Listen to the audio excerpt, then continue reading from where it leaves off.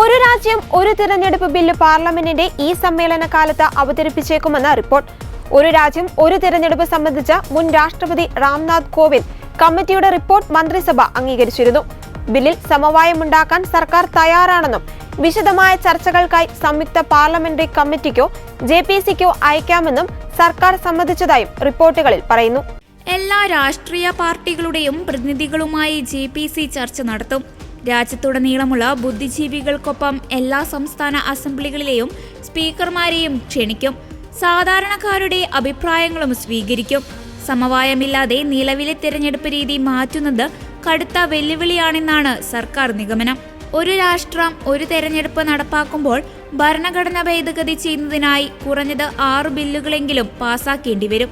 ഇതിനായി സർക്കാരിനെ പാർലമെന്റിൽ 2/3 ഭൂരിപക്ഷം ആവശ്യമാണ്. പാർലമെന്റിന്റെ ഇരുസഭകളിലും NDAക്ക് കേവല ഭൂരിപക്ഷമുണ്ടെങ്കിലും ഇരുസഭകളിലും മുന്നിൽ 2 ഭൂരിപക്ഷം നേടുന്നത് കടുത്ത വെല്ലുവിളിയാണ്.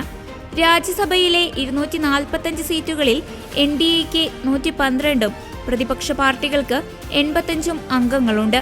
എന്നാൽ 2/3 ഭൂരിപക്ഷത്തിന് സർക്കാരിന് 164 വോട്ടെങ്കിലും വേണം.